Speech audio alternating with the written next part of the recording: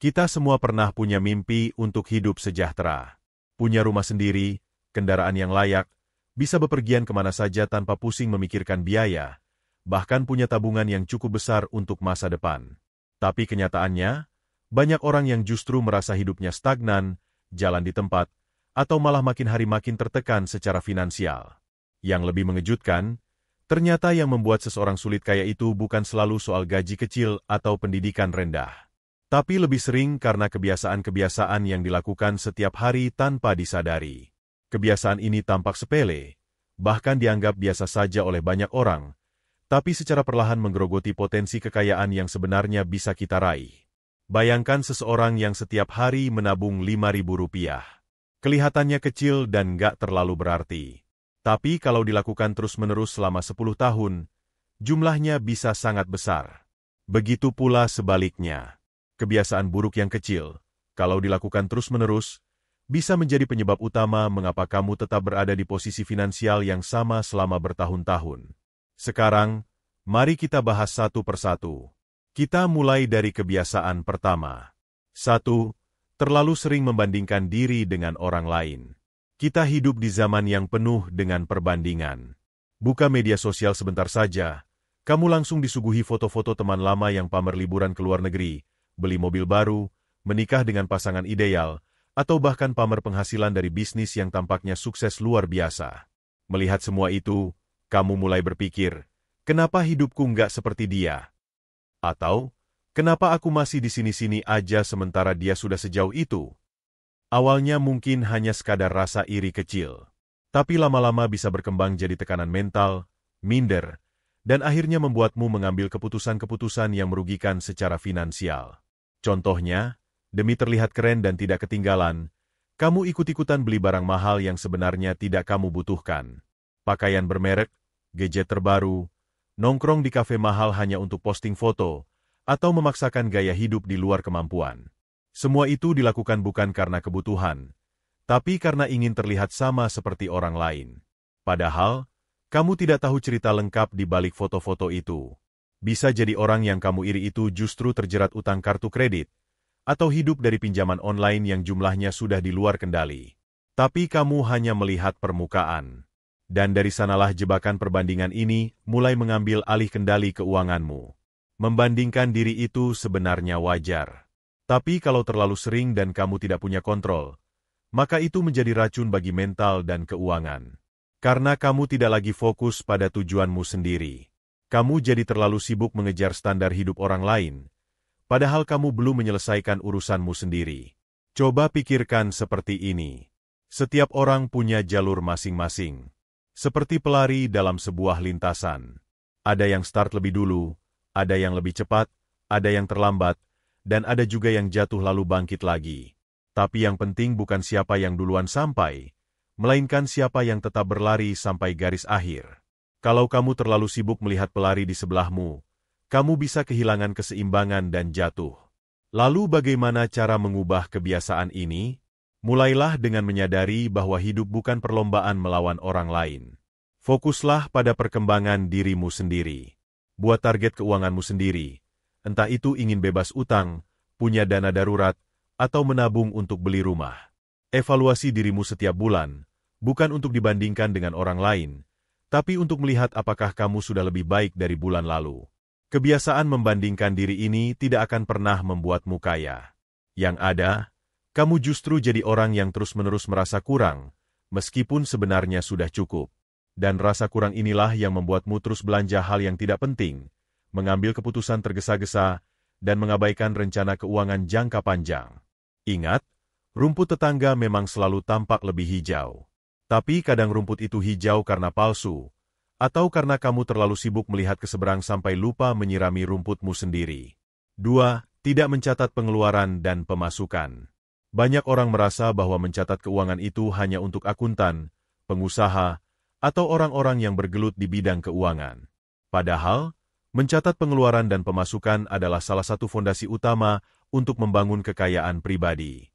Tanpa catatan yang jelas, kamu ibarat berjalan di hutan tanpa kompas. Kamu mungkin merasa berjalan ke arah yang benar, tapi sebenarnya kamu hanya berputar-putar di tempat yang sama. Kamu merasa sudah hemat, merasa sudah cukup penghasilan, tapi tetap saja uang habis entah kemana. Dan yang lebih parah, kamu baru sadar setelah keuanganmu benar-benar kacau. Bayangkan kamu sedang membawa ember untuk menampung air. Kamu sibuk menambah air terus-menerus, tapi embernya bocor. Karena kamu tidak memeriksa ember itu dengan baik, kamu tidak sadar air terus mengalir keluar. Begitulah keuangan tanpa pencatatan. Kamu kerja keras, dapat gaji, dapat penghasilan tambahan, tapi tetap merasa tidak pernah cukup. Bukan karena kurang, tapi karena tidak tahu kemana uang pergi. Contoh nyata yang sering terjadi adalah pengeluaran kecil yang tidak terasa.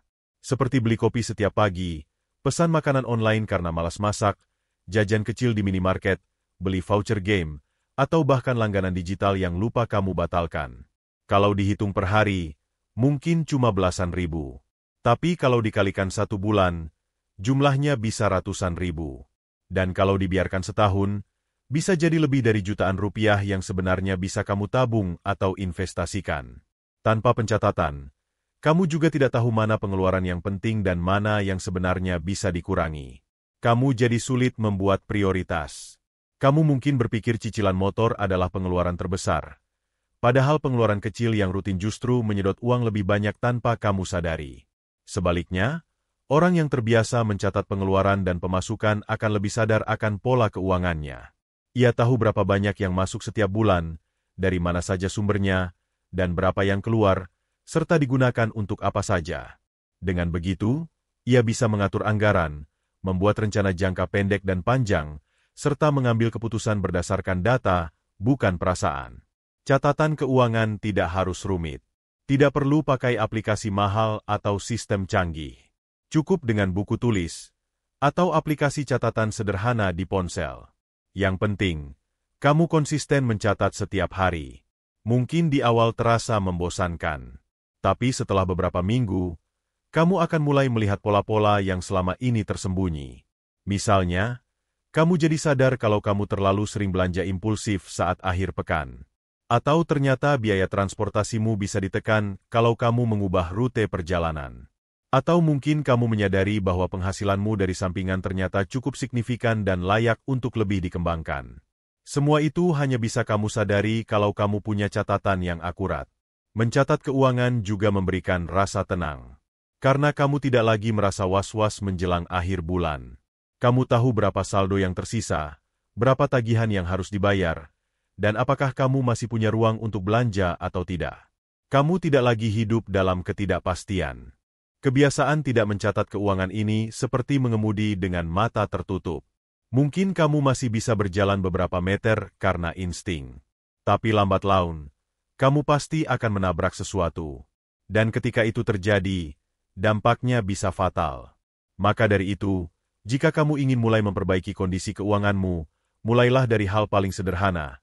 Catat semua pemasukan dan pengeluaranmu setiap hari. Tidak perlu sempurna, yang penting kamu mulai. Karena dari catatan kecil itu, kamu bisa membangun keputusan besar yang membawa kamu lebih dekat pada kekayaan yang stabil dan berkelanjutan. 3. Terlalu mudah mengikuti keinginan, bukan kebutuhan. Setiap orang punya keinginan. Itu wajar. Kita ingin hidup nyaman, ingin menikmati makanan enak, ingin jalan-jalan, ingin punya barang-barang yang kita sukai. Tapi ada perbedaan besar antara mengikuti keinginan dengan memenuhi kebutuhan. Masalahnya, banyak orang yang tidak bisa membedakan mana kebutuhan, mana keinginan. Dan lebih parah lagi, mereka membenarkan keinginannya seolah-olah itu adalah kebutuhan.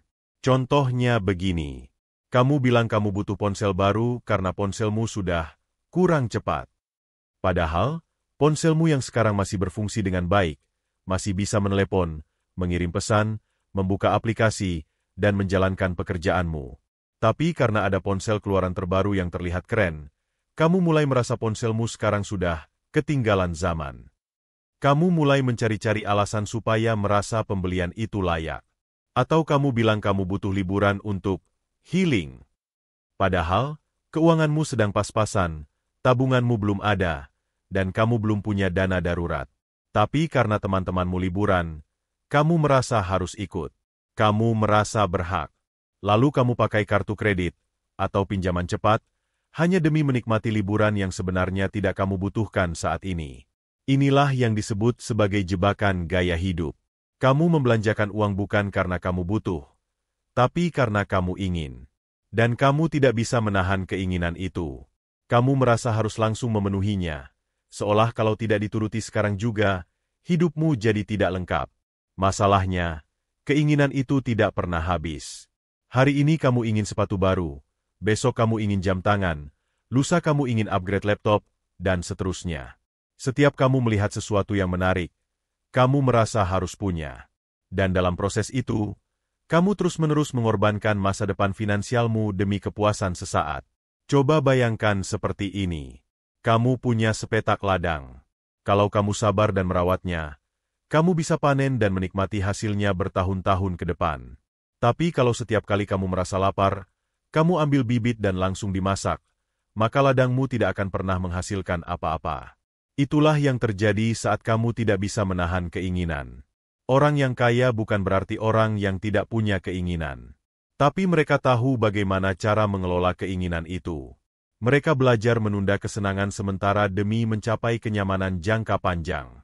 Mereka tahu bahwa uang yang mereka miliki hari ini bisa digunakan untuk menciptakan lebih banyak peluang di masa depan, bukan hanya untuk dibelanjakan saat ini. Mengendalikan keinginan bukan berarti kamu harus pelit atau kikir. Bukan berarti kamu tidak boleh menikmati hidup. Tapi artinya kamu harus bisa membuat keputusan dengan bijak. Kamu harus bisa berkata, saya bisa membeli ini, tapi saya memilih untuk tidak membelinya sekarang. Dan kalimat itu, jika dipraktikkan terus-menerus, akan mengubah hidupmu. Kamu bisa mulai dengan membedakan mana barang yang benar-benar kamu butuhkan, dan mana yang hanya keinginan sesaat. Latih dirimu untuk menunda pembelian. Misalnya, ketika kamu ingin membeli sesuatu, beri jeda 3 hari. Kalau setelah 3 hari kamu masih merasa itu penting dan kamu sudah mengalokasikan uangnya tanpa mengganggu kebutuhan lain, barulah kamu beli. Tapi kalau keinginan itu hilang setelah beberapa hari, berarti itu hanya nafsu sesaat. Banyak orang gagal menjadi kaya bukan karena penghasilan mereka kecil, tapi karena penghasilan yang mereka dapat selalu kalah cepat dengan keinginan yang mereka turuti. Sebesar apapun uang yang masuk, selalu habis tanpa bekas. Dan parahnya, mereka tidak sadar bahwa sumber masalahnya adalah ketidakmampuan mereka dalam mengendalikan diri. Jadi, kalau kamu ingin mulai memperbaiki hidup finansialmu, mulailah dari sini. Latih dirimu untuk bisa membedakan mana yang kamu inginkan dan mana yang kamu butuhkan. Karena semakin kamu bisa mengendalikan keinginanmu, semakin besar peluangmu untuk mengelola uang dengan bijak, menabung, berinvestasi, dan pada akhirnya menjadi kaya secara perlahan tapi pasti. 4. Terlalu sering menunda-nunda. Menunda memang terlihat sepele. Kita sering berkata, nanti saja, atau besok masih ada waktu. Tapi jika kita tidak hati-hati, kebiasaan menunda ini bisa menjadi gaya hidup yang membunuh peluang sedikit demi sedikit. Bayangkan seseorang yang ingin mulai menabung. Ia tahu pentingnya menabung. Ia bahkan sudah membuat target sederhana.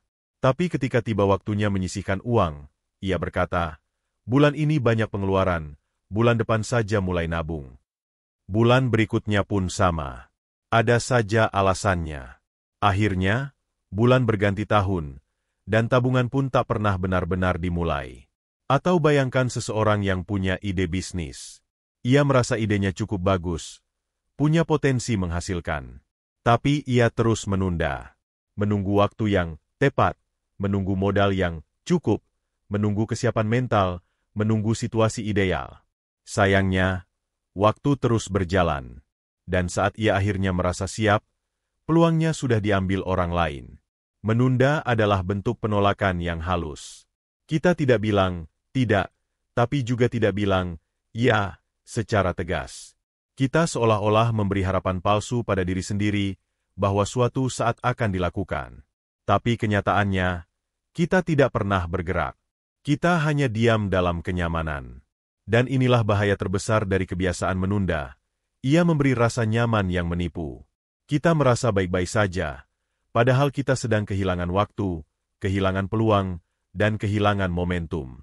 Kalau kamu perhatikan, orang-orang sukses yang berhasil secara finansial biasanya punya satu kesamaan, mereka bertindak. Mereka tidak selalu menunggu sempurna. Mereka mulai dari apa yang ada. Mereka belajar sambil jalan. Mereka tahu bahwa kesempurnaan itu datang dari proses, bukan dari penundaan. Bahkan dalam hal kecil pun, kebiasaan menunda bisa sangat merugikan. Misalnya, kamu tahu bahwa kamu harus membayar tagihan sebelum tanggal jatuh tempo agar tidak terkena denda. Tapi kamu menunda, lalu lupa, dan akhirnya harus bayar lebih mahal. Atau kamu tahu kamu harus memperbaiki kebocoran di rumah sebelum makin parah. Tapi kamu menunda. Akhirnya, kerusakan jadi lebih besar, dan biaya perbaikannya makin tinggi. Banyak keputusan keuangan yang seharusnya bisa diselesaikan dengan sederhana, menjadi rumit dan mahal hanya karena kita terlalu lama menundanya.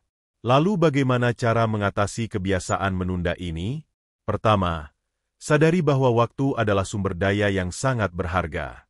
Uang bisa dicari kembali, tapi waktu yang hilang tidak bisa dikembalikan.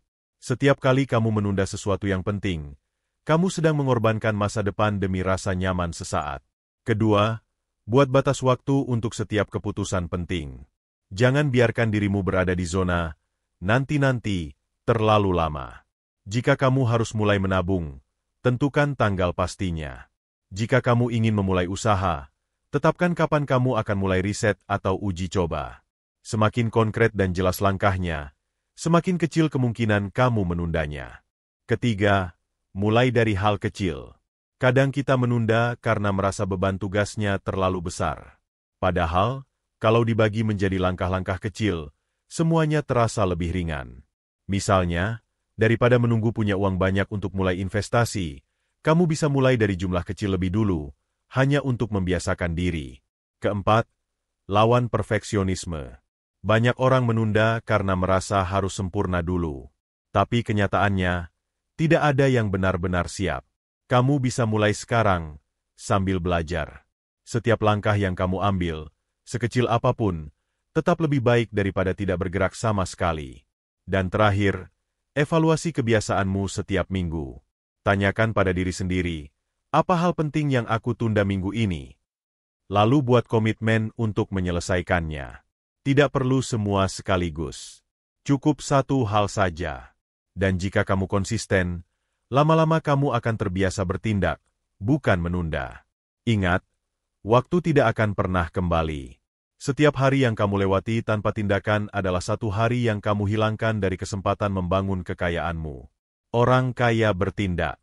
Mereka tidak menunggu momen sempurna. Mereka menciptakan momen itu dengan langkah-langkah kecil yang terus dilakukan secara konsisten. Jadi, mulai sekarang, lawan kebiasaan menunda. Karena diam bukan berarti istirahat. Kadang diam adalah bentuk kemunduran yang perlahan tapi pasti. Dan di dunia keuangan, kemunduran sekecil apapun bisa berarti perbedaan besar di masa depan.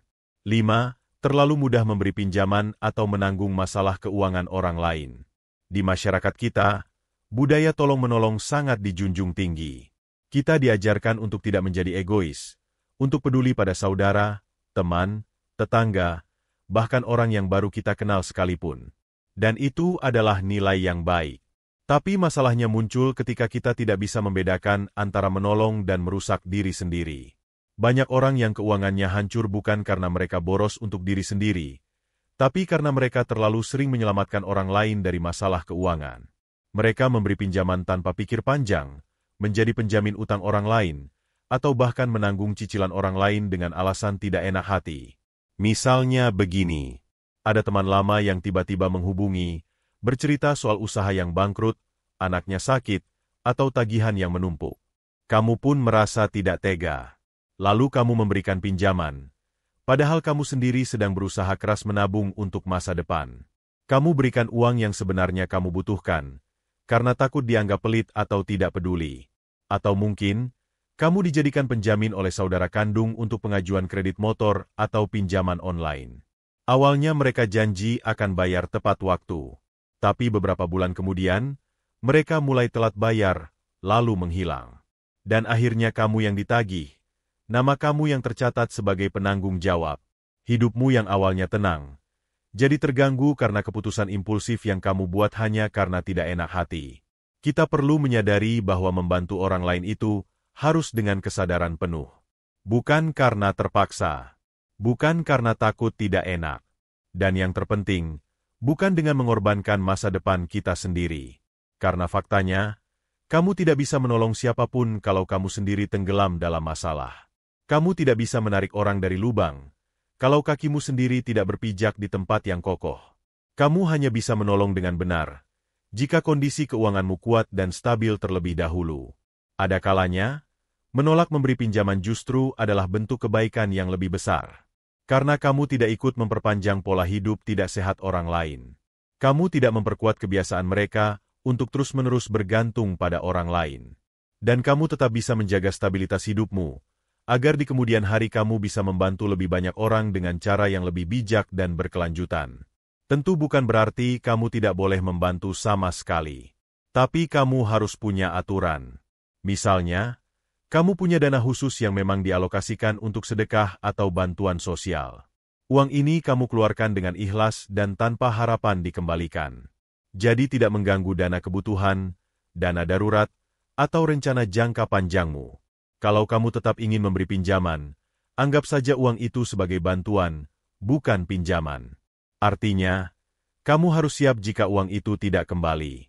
Jangan berikan pinjaman dari uang makanmu, dari tabungan pendidikan anak, atau dari dana investasi. Hanya berikan uang yang, kalaupun tidak kembali, hidupmu tidak terguncang. Dan ingat, jika seseorang benar-benar membutuhkan bantuan, mereka akan menghargai batasanmu. Tapi kalau seseorang marah atau menjauh hanya karena kamu menolak membantu secara finansial, itu tandanya hubungan itu tidak sehat sejak awal. Kamu tidak bisa terus-menerus mengorbankan stabilitasmu untuk orang-orang yang tidak peduli pada kondisi kamu. Banyak orang yang akhirnya terjebak dalam lingkaran utang, stres, dan konflik keluarga, hanya karena mereka terlalu mudah membantu secara finansial tanpa perhitungan. Bahkan kadang, mereka akhirnya bermusuhan dengan orang yang dulu mereka tolong, karena merasa ditipu, dimanfaatkan, atau dikecewakan. Kekayaan sejati bukan hanya soal seberapa besar penghasilanmu, tapi juga soal seberapa bijak kamu menjaga dan mengelola uangmu. Dan salah satu cara menjaga itu adalah dengan memastikan bahwa setiap rupiah yang kamu keluarkan punya arah dan tujuan yang jelas, bukan karena tekanan sosial atau rasa tidak enak. Belajarlah berkata, tidak, dengan cara yang sopan dan jelas. Katakan bahwa kamu belum bisa membantu secara materi, tapi kamu tetap bisa mendoakan, memberi saran, atau mencari solusi lain bersama. Karena kadang, yang dibutuhkan seseorang bukan hanya uang, tapi perhatian dan arah yang benar. Ingat, kamu bertanggung jawab atas hidup dan keuanganmu sendiri. Dan semakin kamu bisa menjaga keseimbangan antara membantu dan melindungi diri, semakin besar peluangmu untuk benar-benar menjadi orang yang kaya dan bermanfaat bagi banyak orang. 6. Merasa cukup dengan zona nyaman dan tidak mau bertumbuh. Banyak orang gagal menjadi kaya bukan karena mereka malas, bukan juga karena tidak punya kemampuan, tapi karena mereka terlalu nyaman dengan apa yang mereka miliki sekarang. Mereka berhenti belajar, berhenti mencoba, dan berhenti bertumbuh. Padahal, dunia terus berubah. Dan jika kamu tidak ikut berubah, kamu akan tertinggal. Zona nyaman itu menenangkan. Karena kita tahu ritmenya, kita paham aturannya, dan kita merasa aman di dalamnya. Tapi justru karena itulah, zona nyaman juga berbahaya. Karena membuat kita terlena. Membuat kita merasa tidak perlu lagi belajar hal baru, tidak perlu lagi mengambil risiko, dan tidak perlu lagi melakukan sesuatu yang menantang. Bayangkan seseorang yang sudah bekerja di satu tempat selama 10 tahun. Gajinya tetap, tugasnya itu-itu saja, dan ia merasa, ya sudahlah, yang penting tiap bulan dapat gaji. Ia tahu ada peluang di luar sana, tahu ada skill yang bisa ia pelajari untuk naik kelas, tahu bahwa jika ia mau belajar investasi, mungkin ia bisa punya penghasilan tambahan. Tapi ia tidak melakukannya, karena baginya, hidupnya sudah aman. Sayangnya, rasa aman itu seringkali palsu. Hari ini kamu mungkin aman. Tapi bagaimana 5 tahun ke depan? 10 tahun? Apakah pekerjaanmu akan tetap dibutuhkan? Apakah penghasilanmu cukup untuk biaya hidup yang terus naik? Apakah tabunganmu cukup jika terjadi sesuatu yang tidak terduga? Orang yang tinggal di zona nyaman biasanya punya banyak alasan. Aku tidak punya waktu belajar hal baru. Atau, umurku sudah tidak muda, untuk apa mulai lagi dari nol? Ada juga yang berkata, aku tidak pintar seperti mereka, jadi percuma mencoba. Semua itu hanyalah bentuk lain dari rasa takut. Takut gagal, takut rugi, takut keluar dari jalur yang sudah biasa. Tapi tanpa keberanian untuk keluar dari zona nyaman, kamu tidak akan pernah menemukan potensi terbaik dalam dirimu.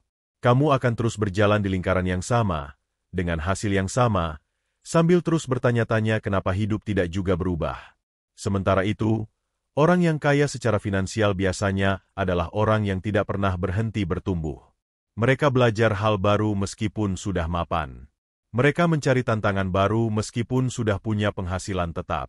Mereka tahu bahwa stagnasi adalah awal dari kemunduran. Contohnya sangat banyak. Ada yang memulai bisnis sampingan meskipun sudah punya pekerjaan tetap. Ada yang belajar investasi meskipun awalnya tidak paham sama sekali. Ada yang mengasah keterampilan baru secara otodidak di malam hari, setelah pulang kerja. Dan dari langkah kecil itulah, hidup mereka mulai berubah. Keluar dari zona nyaman tidak harus langsung lompat jauh. Bisa dimulai dari hal-hal kecil. Misalnya, mulai membaca buku tentang keuangan pribadi, atau mengikuti kelas daring gratis tentang manajemen waktu atau pemasaran digital, atau berdiskusi dengan orang-orang yang sudah lebih dulu sukses.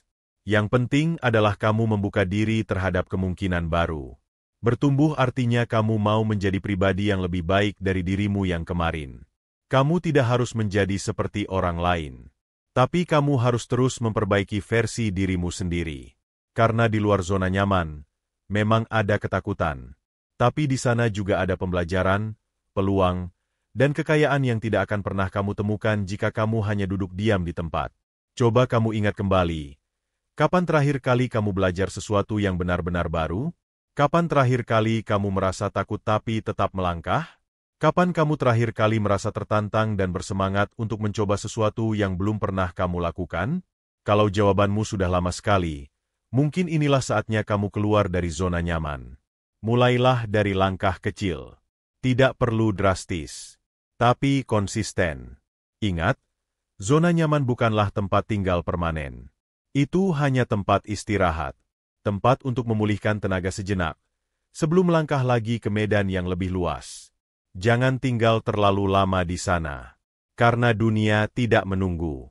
Dan jika kamu ingin menjadi orang yang benar-benar kaya, bukan hanya kaya harta, tapi juga kaya wawasan, kaya keterampilan, dan kaya pengalaman, maka kamu harus berani meninggalkan kenyamanan sesaat demi masa depan yang jauh lebih besar. 7. Terlalu sering mencari hiburan yang menguras uang, bukan mengisi energi. Kita semua butuh hiburan. Hidup bukan hanya tentang bekerja dan mencari uang. Kita butuh waktu untuk rileks, untuk menikmati hidup, dan untuk menenangkan pikiran. Tapi yang menjadi masalah adalah ketika hiburan berubah menjadi pelarian. Ketika setiap kali merasa bosan, stres, atau kosong, satu-satunya solusi yang kita pilih adalah menghabiskan uang. Ada orang yang setiap akhir pekan harus ke mall, bukan karena ada yang perlu dibeli, tapi karena itu sudah jadi kebiasaan. Di sana, ia makan di restoran mahal, belanja barang yang tidak direncanakan, lalu pulang dengan kantong kosong tapi hati masih tetap tidak tenang. Ada juga yang hampir setiap malam pesan makanan lewat aplikasi, bukan karena lapar, tapi karena malas masak dan butuh sesuatu yang beda. Atau langganan banyak layanan hiburan digital yang tidak semuanya dipakai, tapi tetap dibayar tiap bulan. Bahkan, ada pula yang menjadikan traveling sebagai bentuk pelarian. Setiap kali merasa penat, ia memesan tiket dan menginap di tempat mahal, hanya untuk kembali ke rumah dengan beban keuangan yang lebih berat. Kalau dilihat sekilas, semua itu terlihat seperti cara menikmati hidup. Tapi kalau diulang terus tanpa kendali, itu bukan lagi hiburan. Itu jadi kebiasaan menguras uang secara perlahan. Dan celakanya, rasa puas dari hiburan semacam ini biasanya hanya sebentar. Setelah itu, muncul lagi rasa kosong yang sama. Lalu siklusnya terulang. Kita hidup di zaman yang sangat mudah tergoda. Iklan makanan, diskon belanja, promosi liburan, semuanya tampil dengan visual yang menggoda dan bahasa yang menggugah emosi. Dan yang lebih bahaya, semuanya ada di dalam genggaman, di layar ponsel kita. Akibatnya, Kita seringkali tidak lagi sadar kapan kita butuh hiburan, dan kapan kita hanya terjebak dalam keinginan sesaat. Sebenarnya, hiburan tidak harus selalu mahal. Banyak cara sederhana untuk mengisi energi tanpa menguras uang. Misalnya, berjalan-jalan di taman sambil mendengarkan musik, membaca buku yang membuatmu termotivasi, menulis jurnal harian, atau sekadar berbincang santai dengan keluarga atau teman dekat. Intinya, hiburan yang sehat adalah yang membuatmu kembali semangat, bukan yang membuat dompetmu semakin tipis.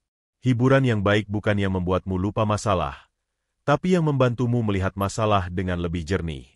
Kalau kamu ingin menjadi orang yang kaya secara finansial, kamu harus belajar memilah mana hiburan yang sekadar konsumtif, dan mana yang benar-benar produktif secara emosional dan mental. Karena waktu istirahat itu penting, tapi cara kita mengisinya akan menentukan dampaknya dalam jangka panjang. Kamu juga bisa membuat anggaran khusus untuk hiburan. Misalnya, 5-10% dari penghasilanmu boleh digunakan untuk hiburan setiap bulan. Tapi jangan lebih dari itu. Dengan cara ini, kamu tetap bisa menikmati hidup tanpa harus merasa bersalah, dan keuanganmu tetap terkendali. Jangan biarkan rasa bosan atau stres membawamu ke kebiasaan boros. Sebaliknya, gunakan waktu istirahatmu untuk membangun ulang semangatmu. Karena orang yang benar-benar kaya bukanlah orang yang terus bekerja tanpa henti, tapi orang yang tahu kapan harus berhenti sejenak, dan bagaimana cara mengisi ulang dirinya dengan cara yang sehat dan bijak. Dan satu hal lagi, kalau kamu bisa menikmati hal-hal sederhana, maka kamu sudah lebih kaya dari banyak orang yang terus mengejar kebahagiaan lewat cara yang mahal tapi kosong. 8. Terlalu fokus pada menghemat, tapi tidak pernah meningkatkan penghasilan. Menghemat itu penting. Tidak diragukan lagi. Tapi kalau hidupmu hanya berputar di situ, di sekitar gimana caranya lebih hemat, gimana caranya potong pengeluaran, gimana caranya supaya cukup, tanpa pernah berpikir untuk menambah penghasilan, maka kamu sedang membatasi potensimu sendiri. Kebiasaan ini banyak dialami oleh mereka yang terjebak dalam pola pikir bertahan hidup. Setiap bulan, mereka hitung-hitung pengeluaran, coret sana-sini, cari diskon, potong biaya makan, kurangi jajan, bahkan sampai menahan diri dari kebutuhan penting hanya demi bisa bertahan sampai akhir bulan. Tapi mereka tidak pernah menyisihkan waktu untuk berpikir, bagaimana caranya menambah pemasukan? Orang yang hanya fokus pada menghemat akan selalu bermain di zona terbatas. Ibaratnya seperti mencoba menampung air dalam ember bocor dengan menutup lubangnya pakai jari. Tapi kalau kamu tidak pernah memperbesar aliran airnya, ember itu tidak akan pernah penuh. Bayangkan dua orang. Yang satu menghabiskan waktunya setiap hari mencari promo, menawar harga, dan menghitung pengeluaran dengan sangat teliti. Sementara yang satu lagi justru mencari peluang baru, belajar keterampilan baru, mencoba usaha kecil-kecilan, atau membangun portofolio digital. Dalam 5 tahun, siapa yang lebih mungkin kaya? Jawabannya jelas, yang aktif mencari penghasilan baru. Menghemat tetap penting, tapi ia hanya satu sisi dari koin. Sisi satunya adalah menambah penghasilan. Dan kalau kamu hanya bermain di satu sisi, kamu akan selalu berada dalam lingkaran yang sama, cukup-cukup saja. Bahkan sering kurang. Mengapa banyak orang terjebak dalam pola ini? Karena menambah penghasilan itu butuh usaha lebih. Butuh belajar hal baru, butuh waktu, butuh tenaga, kadang butuh modal, dan yang paling sulit, butuh keberanian untuk gagal. Sedangkan menghemat rasa lebih mudah dan aman. Tapi terlalu lama bermain aman justru menjebak. Banyak orang lebih memilih menonton serial drama berjam-jam daripada belajar skill baru yang bisa membuka peluang kerja sampingan. Banyak orang lebih semangat cari kode voucher diskon daripada mencari tahu bagaimana cara menjual barang di marketplace. Banyak orang lebih sibuk mencatat pengeluaran Rp1.000, tapi tidak pernah bertanya, bagaimana caranya saya bisa menambah Rp100.000 lagi bulan ini? Pola pikir seperti ini tidak akan membuatmu kaya. Ia hanya akan menjadikanmu ahli dalam bertahan, tapi bukan ahli dalam berkembang. Mulailah dengan bertanya pada dirimu sendiri, apa yang bisa saya lakukan dengan keterampilan yang saya punya? Apakah saya bisa mengajar, menulis, membuat kerajinan, mengelola media sosial, menjual barang preloved, membantu usaha kecil di sekitar saya memasarkan produknya? Di era sekarang, peluang itu banyak, tapi hanya akan terbuka bagi mereka yang mau mencarinya. Dan ingat, Menambah penghasilan bukan berarti harus langsung besar. Bisa dimulai dari hal kecil. 100.000 per bulan. 200.000. Lalu berkembang jadi 500.000. Kemudian 1 juta. Dan seterusnya. Yang penting adalah ada arah ke atas. Bukan hanya bertahan di tempat. Jika kamu sudah punya pekerjaan tetap, manfaatkan waktu luangmu untuk membangun penghasilan sampingan. Jika kamu belum punya penghasilan tetap, gunakan energimu untuk mencari skill yang sedang dibutuhkan pasar. Jangan puas hanya dengan cukup. Karena hidup yang cukup-cukup saja rentan menjadi hidup yang kekurangan begitu ada hal tak terduga. Bayangkan jika penghasilanmu naik 2 kali lipat tahun depan. Apa yang bisa kamu lakukan? Kamu bisa menabung lebih banyak, berinvestasi lebih awal, membantu keluarga, atau bahkan pensiun lebih cepat. Tapi semua itu tidak akan terjadi kalau kamu hanya berputar-putar di soal menghemat. Menghemat adalah fondasi. Tapi membangun rumah masa depanmu butuh pilar lain. Keberanian untuk tumbuh, keberanian untuk mencoba, dan semangat untuk menambah penghasilan dengan cara yang halal, cerdas, dan konsisten. Jadi mulai sekarang, ubah sedikit cara berpikirmu. Jangan hanya bertanya, bagaimana caranya agar uang saya cukup? Tapi mulai bertanya, bagaimana caranya agar uang saya bertambah terus-menerus? Karena mereka yang berpikir seperti itu adalah orang-orang yang sedang membangun kekayaan mereka, perlahan tapi pasti. 9. Hidup terlalu sibuk membandingkan diri dengan orang lain. Dalam dunia yang penuh dengan media sosial seperti sekarang ini, membandingkan hidup sudah jadi rutinitas tanpa sadar. Kita buka ponsel, lalu melihat seseorang upload foto sedang liburan ke luar negeri. Teman lama pamer rumah baru. Orang yang dulu kita anggap biasa-biasa saja, sekarang sudah punya mobil mewah. Dan tanpa disadari, kita mulai merasa tertinggal. Rasa itu muncul pelan-pelan. Awalnya hanya kagum, tapi lama-lama berubah jadi tekanan. Kita mulai berpikir, kenapa hidupku nggak seperti dia ya? Atau, apa aku kurang kerja keras? Lalu tanpa sadar, kita mulai ingin menyamakan diri. Ingin terlihat sama sukses. Ingin terlihat sama mapannya. Bukan karena kita butuh, tapi karena kita takut terlihat kalah. Masalahnya, rasa ingin menyamai itu sering muncul dalam bentuk yang salah. Kita mulai membeli barang mahal agar terlihat sama stylish. Mulai mencicil mobil agar terlihat sukses. Mulai ikut gaya hidup yang sebenarnya tidak sesuai dengan kemampuan. Hanya demi mengejar pengakuan dari orang yang bahkan tidak terlalu peduli dengan hidup kita. Inilah jebakan gaya hidup berbasis perbandingan. Kita tidak lagi hidup berdasarkan kebutuhan dan tujuan pribadi, tapi berdasarkan pencitraan dan tekanan sosial. Padahal kita semua punya garis waktu yang berbeda. Yang satu bisa beli rumah di usia 25 karena dibantu orang tua. Yang lain bisa buka usaha besar karena warisan keluarga. Ada pula yang terlihat mapan karena utangnya belum ketahuan. Kita hanya melihat hasilnya di permukaan, tapi tidak tahu apa yang terjadi di balik layar.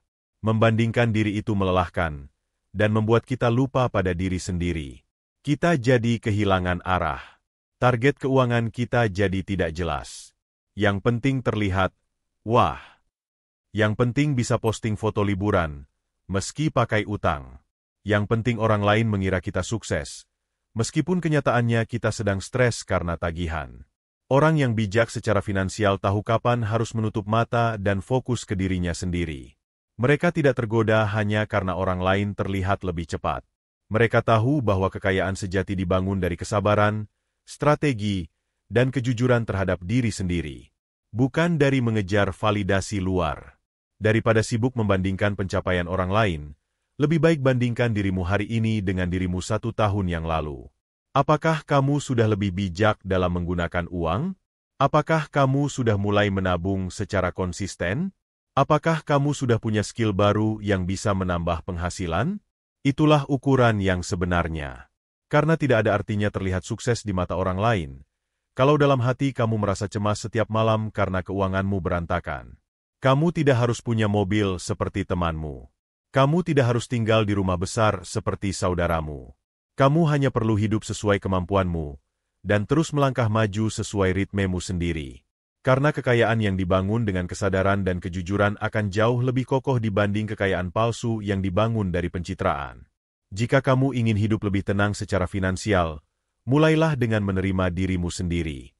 Terima bahwa kamu sedang dalam proses, bahwa kamu sedang tumbuh, bahwa kamu belum sampai di tujuan, tapi kamu sedang menuju ke sana.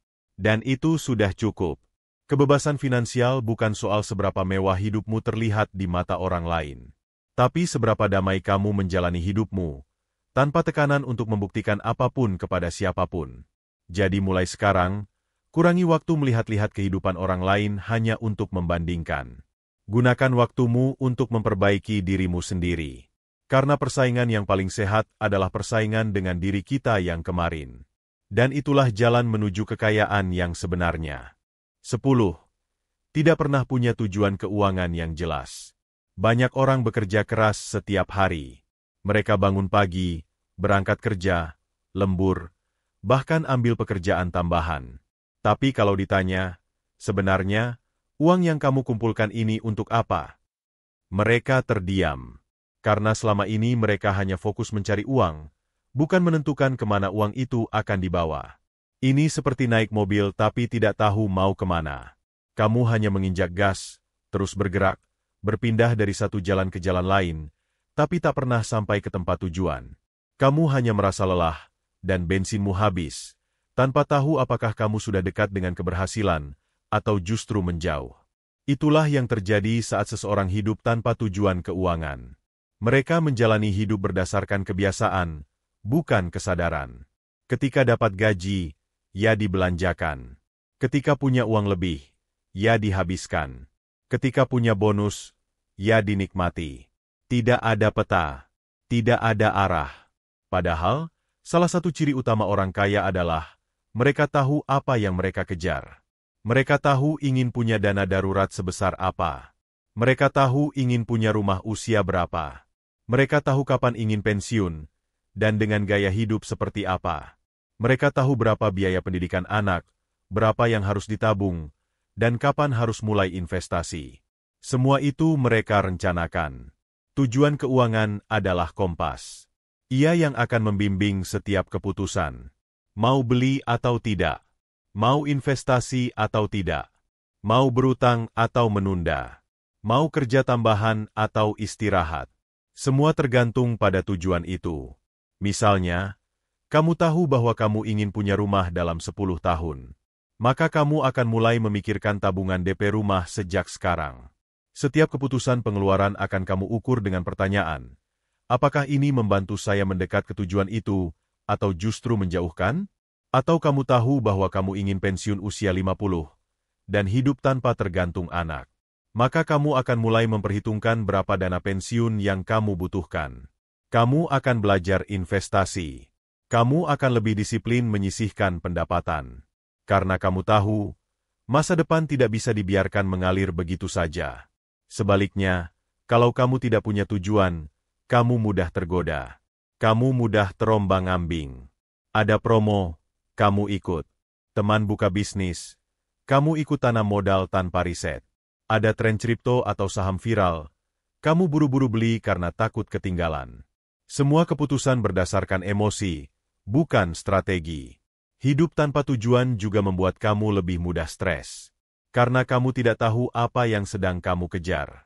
Kamu hanya merasa hidup makin mahal, uang selalu kurang, masa depan makin menakutkan, tapi kamu tidak tahu apa yang harus dilakukan. Dan itu melelahkan secara mental. Menentukan tujuan keuangan tidak harus langsung besar. Mulailah dari yang sederhana dan konkret. Misalnya, dalam 6 bulan, ingin punya dana darurat senilai 3 bulan pengeluaran. Dalam 1 tahun, ingin lunas utang konsumtif. Dalam 3 tahun, ingin punya kendaraan pribadi tanpa kredit. Dalam 5 tahun, ingin mulai investasi rutin dengan nominal tertentu. Semua tujuan ini harus ditulis, harus dihitung, harus dijadikan komitmen. Karena kalau hanya disimpan di kepala, ia akan lenyap di telan kesibukan harian. Dan yang paling penting, tujuan itu harus personal. Bukan karena orang lain melakukannya, tapi karena kamu benar-benar menginginkannya. Tujuan yang lahir dari dalam akan punya tenaga lebih besar untuk membuatmu disiplin dan bertahan. Kalau kamu sudah punya tujuan keuangan, maka kamu akan mulai hidup dengan arah. Kamu tahu kapan harus menolak godaan. Kamu tahu kapan harus menahan diri. Kamu tahu kenapa kamu bekerja keras, dan kenapa kamu harus berhemat. Karena sesungguhnya, kekayaan bukan hanya tentang angka di rekening, tapi tentang rasa tenang karena kamu tahu kemana kamu melangkah. 10 kebiasaan ini seringkali datang dari tempat yang tidak buruk. Dari rasa ingin membantu, dari ingin terlihat berhasil, dari ingin hidup nyaman. Tapi jika tidak dikendalikan, kebiasaan-kebiasaan ini bisa menjadi penghalang terbesar untuk mencapai kehidupan yang sejahtera. Untuk menjadi kaya, kamu tidak harus langsung punya banyak uang. Tapi kamu harus mulai dengan cara berpikir yang benar. Kamu harus mengenali kebiasaan burukmu, memperbaikinya satu persatu, dan menggantinya dengan kebiasaan baru yang lebih sehat secara finansial. Setiap orang punya peluang untuk jadi kaya. Tapi hanya mereka yang sadar dan bertindaklah yang akan benar-benar sampai ke sana. Dan kamu bisa jadi salah satunya, jika kamu mulai hari ini.